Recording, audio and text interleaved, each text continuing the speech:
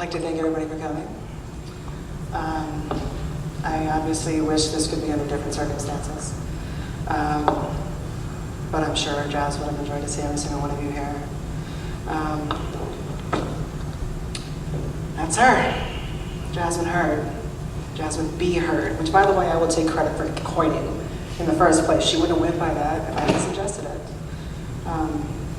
For some reason, it just seems common sense that she would have went by Jazmine B. Hurd, because she was so heard by so many people in so many different ways, whether it was her writing or her art or just her thoughts, her social justice work,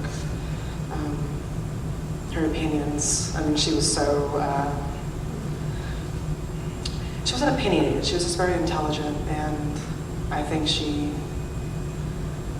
had so many things that went through her mind at any one given time.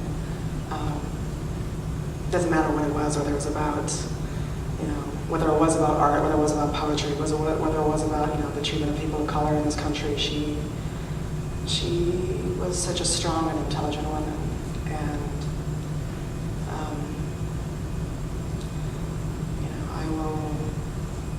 we were only together for 3 years, but literally every day has gone by, and I have cried when I woke up, and I cried when I went to sleep. We can never be defined. She was the best partner I've ever had. She was the most amazing person. I loved that she could be loved by not just me, but by so many other people. It wasn't just her work, it was her. It was who she was. She was a beautiful person, inside and out, and I'm sure we will all miss her. If we weren't, then we wouldn't be here. So nothing I can ever say, nothing I can say right now will actually make any of us really feel better. But I'm really happy to see that you could all be here to celebrate who she was. I promise she's with us here right now, one way or the other, as long as we remember her, as long as she stays in our hearts and our minds, she will be here. Little quick comment. If you noticed, if you picked up a program, so by the way, little Bowie, lightning bolt, thank you to you. It was amazing. She loved Bowie. There was a poem in here called Good Bones, and maybe you wonder why it's in here. When her grandfather called me 2 weeks ago on Friday, on the 6th, to tell me what happened. You go through such a cliche moment at that time. I don't know if any of you went through it, but I dropped to my knees, I cried, I said no, I said, tell me you're lying, and he was so somber about it, but I could tell that he was holding back so much emotion, and I don't know if she's ever talked about her family with some people, but her grandfather was there through thick and thin to support her.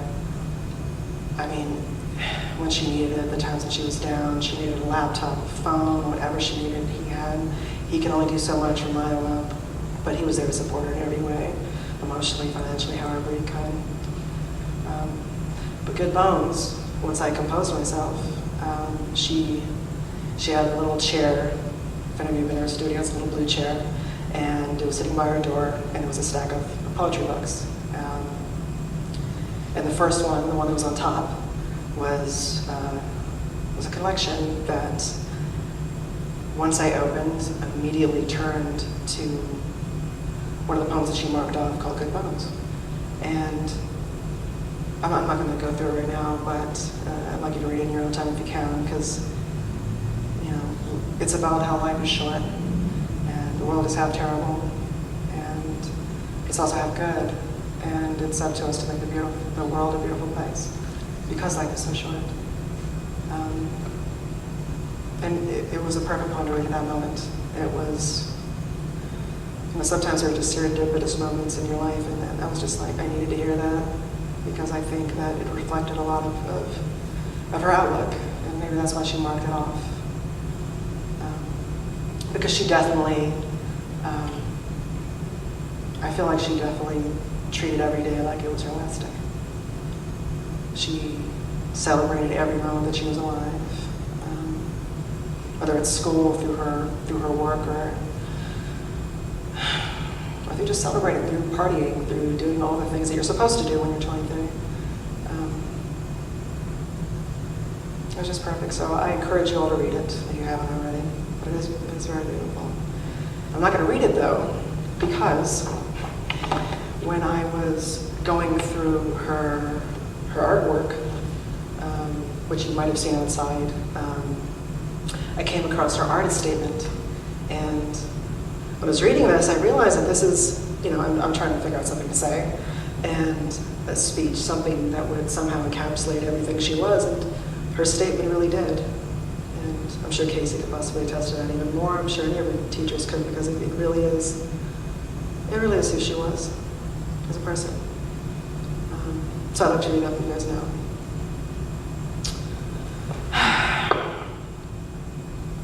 I write because I have to. I'm always writing. I can't pick a time and do it. It just comes. Most of the time in my head, to pieces of snail mail that usually tends to be bills or bank statements. This could be cliche, but I've been writing for as long as I can remember.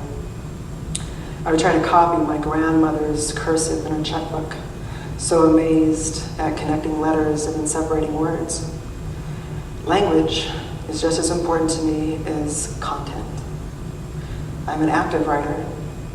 This means that I do not pay attention to the present physical environment and conversations that may or may not include myself. This is an example of something I wrote while writing this, and it only made sense to include such a thing. I flicked off 2 hippies because they told me to smile. Then after I said I had a beautiful face.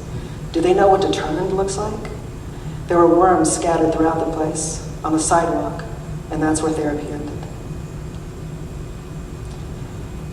Now I used to want to be a rapper, but before that, in elementary, I was dying to be a novelist, or a published poet like those similar to Shale Silverstein. I suck. By the way, that's me saying that because I suck at pronunciation sometimes.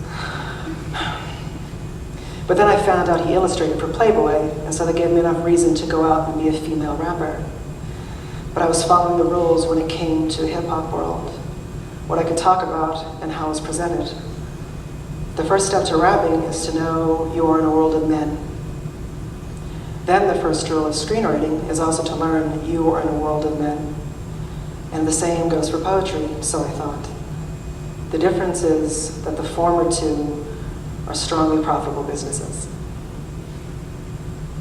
Through academia, I found my writing to transform from elegant or proper to being able to use the slang I grew up with to say the things that I have to say. I have noticed that my writing does not reach its strength when isolated in what is right and wrong.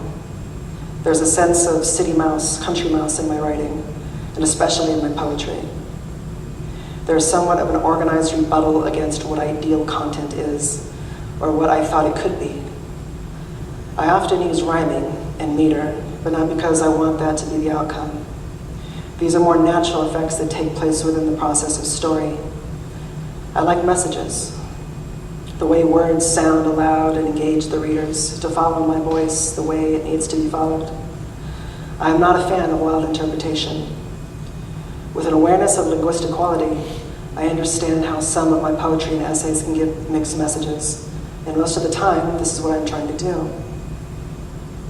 While writing, I focus on experience and subjects such as race, gender, and sexuality.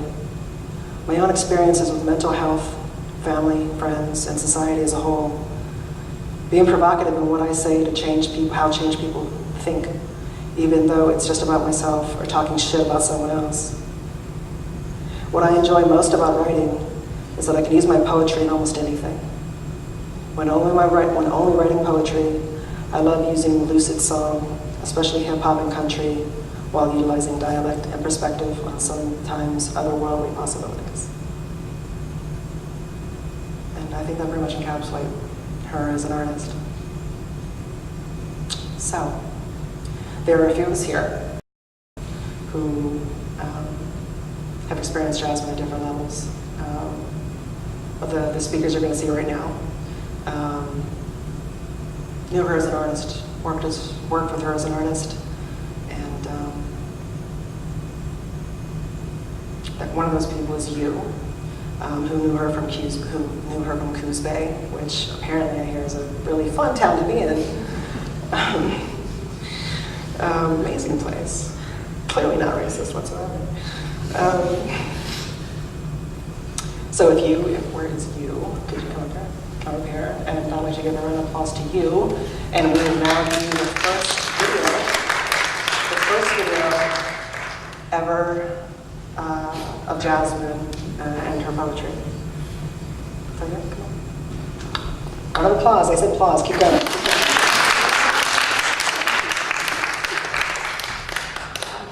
Hi people, my name is Yu and I'm friends of Jazmine, and I don't usually speak in front of people, especially in English, but I'm just doing it because Jazmine is my special friend and she holds a lot of love and respect from me.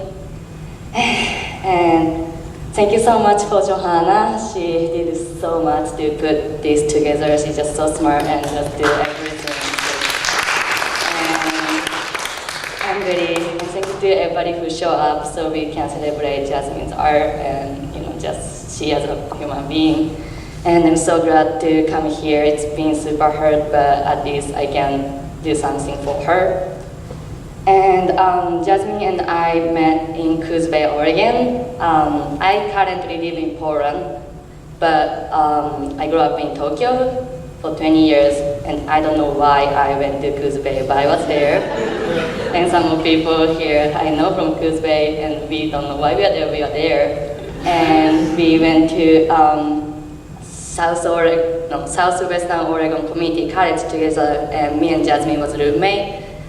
So as my friend Sandy and Anais, and also Amanda, we almost roommate,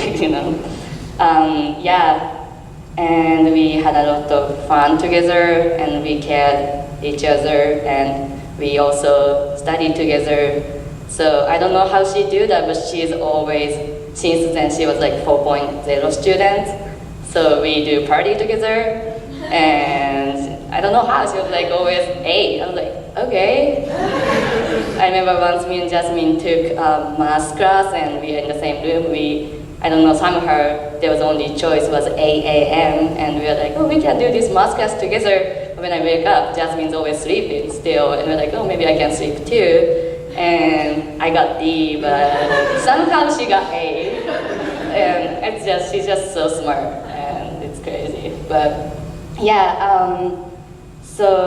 but in that time I couldn't really speak English. I just came from Tokyo, and just she told me many stuff and inspired me. And like we had a lot of common, like music or film, but yeah, the video we're gonna show right now, this one is, I posted on Facebook May 23rd, 2014. So when I met Jazmine when we are in the community college, I was 20 and maybe she was 19 or 18, so it was very young. And the school was very small, and it was like small talent show at the school. And I think we didn't know till that day, but we find out there's a talent show, and I was like, oh, what is talent show? It was like literally my first talent show ever. And Jazmine was like, oh, yeah, I'm an artist. I'm gonna write a poet, and I'm gonna do it. I was like, so you're gonna write poet and just speak in front of people? And like, he says, yeah. I was like, okay. So me and that roommate just went here, but I was like, oh, wow, I didn't know your side were great. So in that time, she never studied poet as a study, I believe, because that was, it's her first year of the college or two, so we just take like math or like, the requirement stuff. So we're gonna show another video of her, Jazmine's poet later, but it was like when she was like 18 or 19 before study. So I'm happy I recorded and I can share with people. Yeah. Shut up and listen. Shut up and listen to me. You may not like silence or poetry. Now you speak of sex apology mess. No, not in our beds, but yes, between our legs. I've seen more wisdom gifts than Santa Claus, and the only thing that seems to gleam are the boobs and bras. People run from the facts, but they're still here spitting. I'm only being truthful, not the least bit spitting. I am a human being, not only a body or a brain. We have sexual desires, none of which we can explain. And because I'm a female, my ass is sustained. No, I'm not ashamed, and neither should you be. I've had enough of the bathroom bluffs and the claims I'm a bitch. Yes, such a great word in the English language. See, no one talks to the mayor and how he walks, but I will. Most of you ignore domestic violence, but I won't. You act like it's under a rock. Fill their heads with nonsense and their mouths with clocks are a wonderful way to tell time. Or perhaps I could turn on the latest episode of Mad Men. Maybe you'll see then glamorizing submissiveness like we're all some backboneless. It tears me seeing every social media post about the non-independent host of your bodies, of your mind. How can we grow to be equal if it's not free, like the slaves who worked hard and deep, and all the contest of skin has always been? But will it ever stray? Who is black as midnight and is light as day? How can we climb the ladder when you speak of yourselves to speak of matter? Ignorance doesn't get far, even if you drive the car. And I won't let my taste in music take on my own thoughts and lose it. But they say we're all equal now. I don't use it. I can admit, we've came a long way from in the closet to open and gay. To all you country folks and hood-ass Negroes, it's fair to say, when you grow, born from the hood Niagara, so I think maybe I know, or maybe not. See, my first cousin got shot about a week ago in the head, but I doubt she'll get a parade. See, this entire grenade of the earth has us pulling and parting ways. Social segregation is among many of us these days. Angela Davis, Susan B, Charlotte Gilman, but do you know any of these? Maybe public school should rewrite history, or maybe some of you should just read. Maybe, or many of you are just trying to gain fame, but it's all useless. Can't help shake the frame, change the ideals and form of appeals. It's okay once in a while to slip on it. Because really, it's all just common sense, right? But what's common sense if you've never had enough integrity to put up a fight? Verbally, not externally. And the first thing girls think of is natural. But it's not your fault. See, we've been fed this since exiting our mother's vaults. You would think that it's all part of one big cult. Like, I haven't been clear enough. And after listening, some will say, oh, I'm so tough. Well, we haven't transformed in society for possibly a decade, going to college and expecting to be automatically made for life. Well, this ain't no cake, and I'm no knife. How about breaking barriers instead of cell phone carriers? Yes, at once, my ranting was come to an end. But will your friend, the one in your head, some cease to use, or even hear? So shut up and listen. You may not like silence, but watch your mind listen.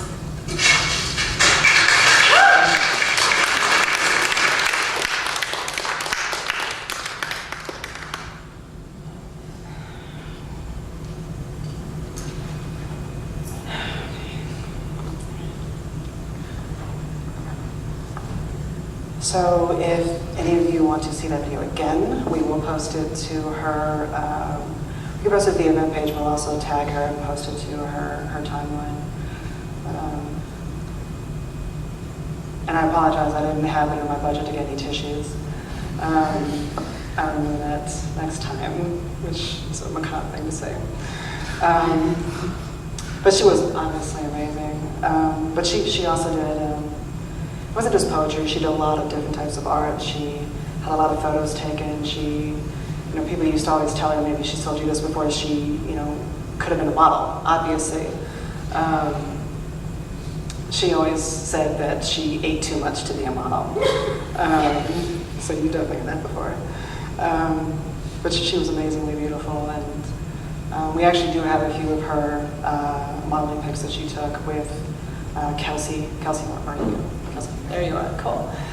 Kelsey and Madison, who unfortunately couldn't be here, took some amazing photos of her, amazing grad pictures, and just amazing pictures in general, but I don't think it was that difficult to take amazing pictures of Jazz. She was amazingly beautiful, inside and out. So Casey can speak a little bit more about those photos, so give a little round of applause to Casey.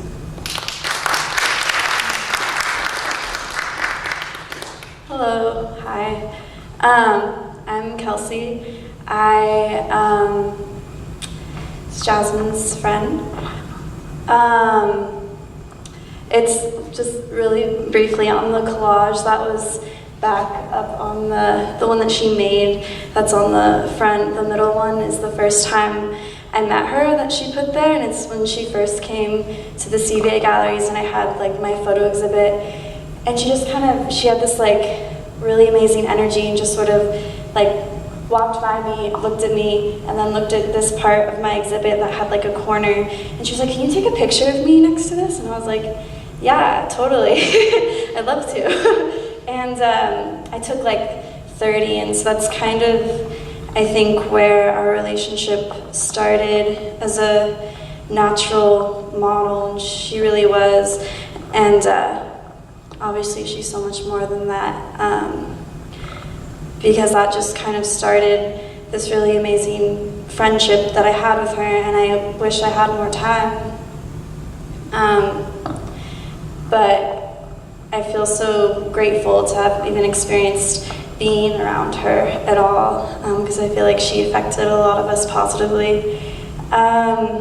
So I'm here to speak for Madison Rames, who took really beautiful photos of her. She's a photographer in Ashland, and a few weeks ago she talked, after I saw these photos, she talked to me about wanting to model professionally, and I was like, yes, we're going to take so many more photos, and I was really excited for that. But I'm really grateful that I got to take her that she asked me to take her graduation pictures, which was amazing, because she showed up and she had like 20 props for graduation photos, which, like, if you know, it's just, you just like come in your gown and your cap and like wear a cute outfit. But she had she brought this really beautiful umbrella and like had 5 changes of outfits, and like a chessboard and like cards. I was like, okay. Which is always really fun. And so, yeah, the ends, I can talk a little about when the photos get there. I put Madison's photos first. But she really was just a light, and she was this really beautiful person to capture.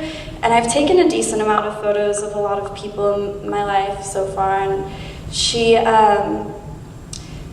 was just naturally could give you so many different expressions, even when you're talking to her, and so many different, she was just so full of energy, and that was such an amazing thing to be able to just continually capture. So I just would like hold down the camera, and there would just be like so many beautiful shots that I got of her. Yeah, and besides all that, she's was a special person, a special friend, just a really special human being. So, yeah, without further ado, we can start playing. Okay, am I talking here? These are the ones Madison took of her. They went on this photo shoot, and they have many different props.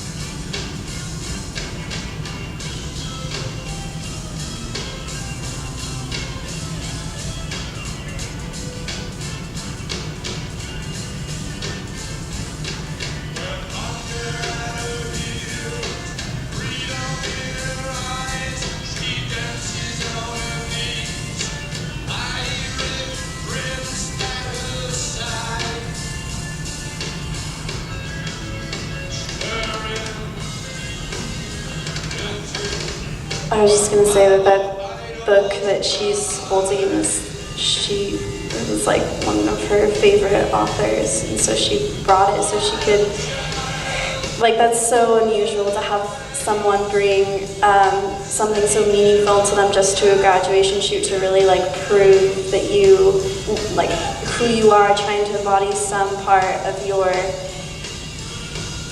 being an activist. And so I have many more of that book. This one she specifically chose because she loved it.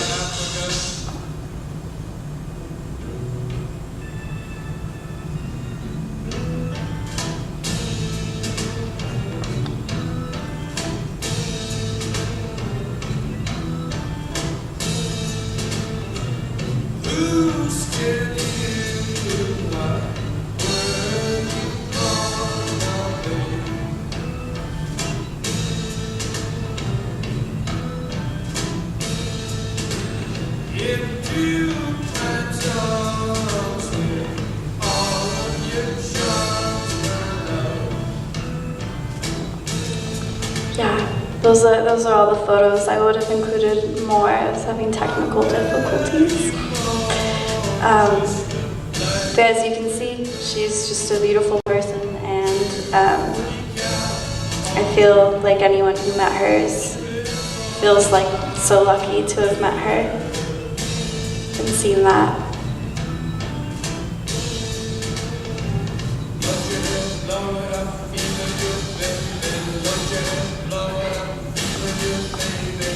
Cassie, everybody, thank you.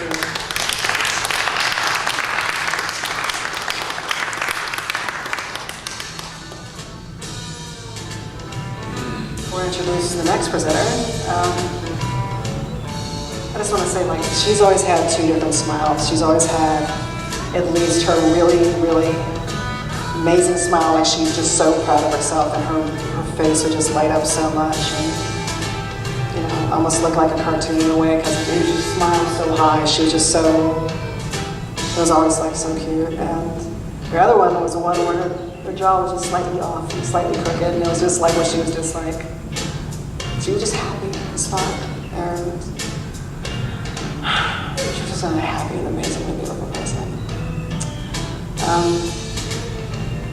But now the last video that we have of her, which will be on after this, and Casey will introduce, was actually the last video that she had, the last poetry reading that she did. And I remember watching the video actually, and Casey looked a little proud, a little almost emotional, a little like she was just amazing. You could see it in his face. And I remember when I saw the video, I knew, like, I'm not the only one who thought how amazing she was. But I'll let him say a little more about it. Casey, go ahead and come up. Get a round of applause for her.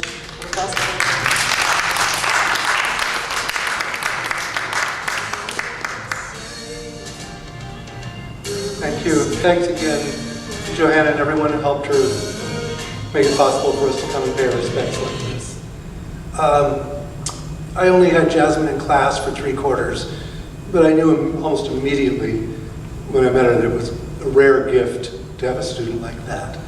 And by like that, I mean a poet who came really, in a sense, so fully formed as an artist that there were times I actually, in class, wishing she would screw up somehow so I could kind of earn my keep as a teacher, like tell her about some other way to do it, but that never happened. She constantly shone and made me want to be a better writer.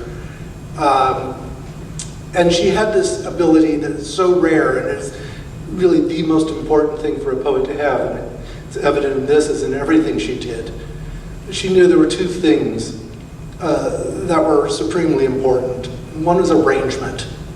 It's just like she was saying in her artist statement about connecting letters and separating words. This it shows so strongly in her work, as in everything else, because as you all know, she was, just as a being, she was a poem. The arrangement of her clothes, her hair, her face, her smile. Lots of people are pretty, lots of people, know how to dress, but it was an extension of her art, and that was immediately evident. It wasn't just, display. It was something that she cared about making everything around her, about arranging it in such a way as to show what she could do. So that arrangement, the idea that the language she worked with wasn't medium, just like paint or granite or anything else that had to be fussed over and arranged just right. That words don't just mean things, they sound, they look. So that was one thing. And the other was that all of that would be kind of pointless if it weren't attached to her passion, the things she cared about, the things that mattered to her, that impacted her lives and the lives of others who mattered to her. So, as I said, it was a gift, the kind of gift that you don't expect to be repeated. And I'll just let this video, which was in our intermediate poetry class, of a poem that I believe she just wrote the night before. I'll let it speak for itself.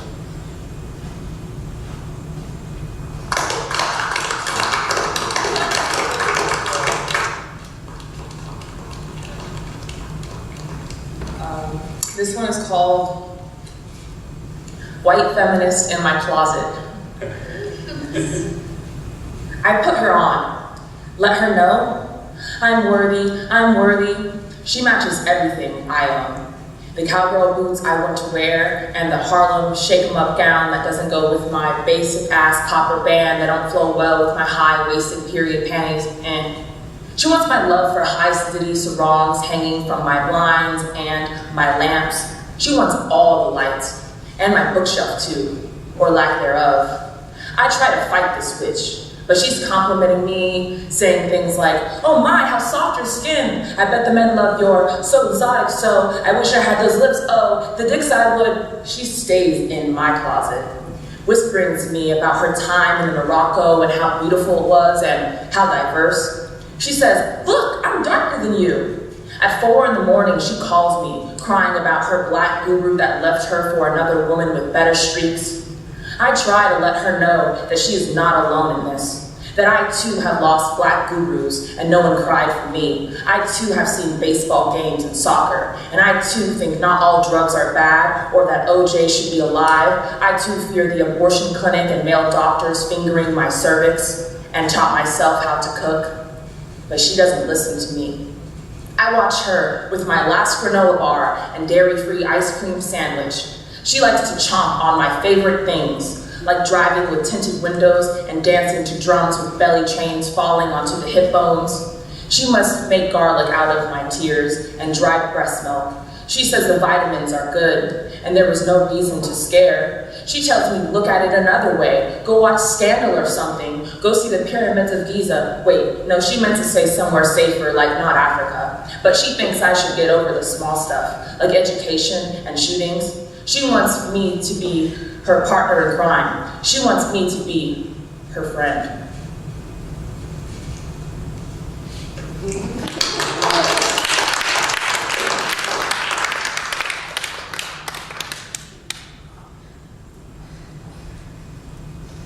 Casey and Jazmine B heard everybody.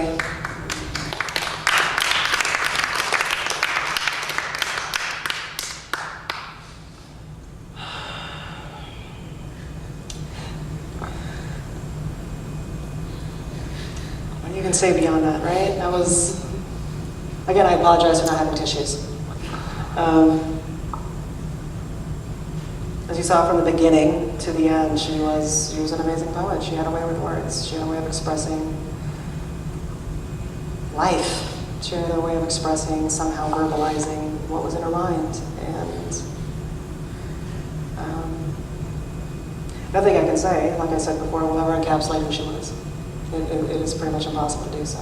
And I think she would love to hear that. She was impossible to encapsulate. Jazmine was literally a free spirit. She was just amazing. And the world is literally at a loss for not having that mind and not being able to see what she could have accomplished and the mind she could have changed. Our last speaker, Manya, knew her from here, from Ashland. She met her here, and she was very close to her. She relied on her more than I think she even knows. And she spoke so highly of her. But I will let her speak more about what Jazmine meant to her. Give her a round of applause for Monia.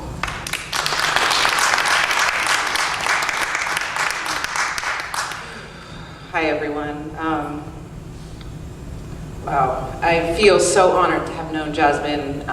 Our friendship was short. She really got in. She got in really deep. I felt like she was my wild little sister, and I just loved her so much, and I felt very protective over her. That girl had more drama going on in her life than me, and she would just text me, and I have so much to tell you, oh my God, so much is going on, and she lived across the street from me for maybe like about a month, and we spent like every day and night together, and I would just be amazed at the way that she was able to multitask, and surrounded by bottles of whiskey, and just typing out these brilliant poems, and making fun of me, and trying to get me in a lot of trouble. So I am just so touched that everyone's here, and I loved her, and I just still speak to her at night and just remind her how much I cared for her and how much I loved her. I wrote a little something. I've been having a really hard time writing about her, but I just wanted to write a little something, so I will share this. My voice is pretty loud. God damn it, Jazmine. There are still so many things I want to do with you, like crash a white ladies writers group and scare them with our fuck-offs, large earrings and heavy voices, your Afro-punk headband, my satanic nails, argue about the word bitch and queer, read poetry barefoot at the cemetery and dressed in purple drag in East Harlem, argue about Zora Neale Hurston and representation, do a podcast for biracial girls, roll our eyes when someone says there's no such thing as bad poetry, read all the books you lent me, squint in the margins to decipher your spiderweb notes, then ask you for more, show you how I grew out my armpit hair, cook more food for you and add way too much hot sauce, tell you how much I loved you, cared for you, and was scared for you. I'm honored to have been your girl for this short time. Thank you for always checking my braids, for always having my back, and for sharing your creative sources with me, and feeding our poetry obsession over spliffs and tequila. Thank you for always being late with me, for showing me your sadness and a good time, introducing me as your friend, the poet, going to all the open mics with me, and always making me feel welcome and loved. You are missed forever. That's all I have, but yeah, thank you.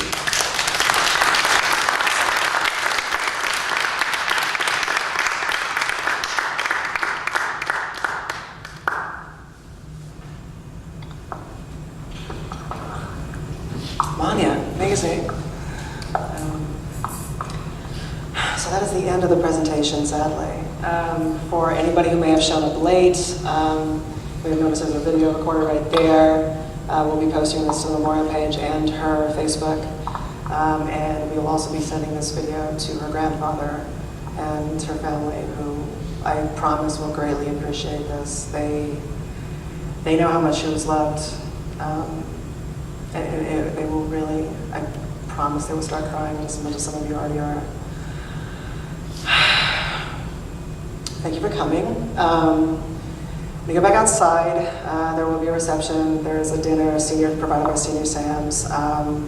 There's also a guest book that wasn't the paper that you signed when you got in. It's actually a book we bought specifically so that you could all leave messages, whatever you want to maybe say to Jazmine or say to her grandfather or family. I will say that this is not like a happy birthday card. This is not an office card. This is something that will be read and cherished by her family. And I will also actually we will have a second memorial done in SoCal, because there are a lot of people in SoCal that couldn't be here. And we'll have them sign as well, and I will be sending that back to her grandfather. And they will go over, and they will, I promise you, it will mean a lot to him. It will mean a lot to them.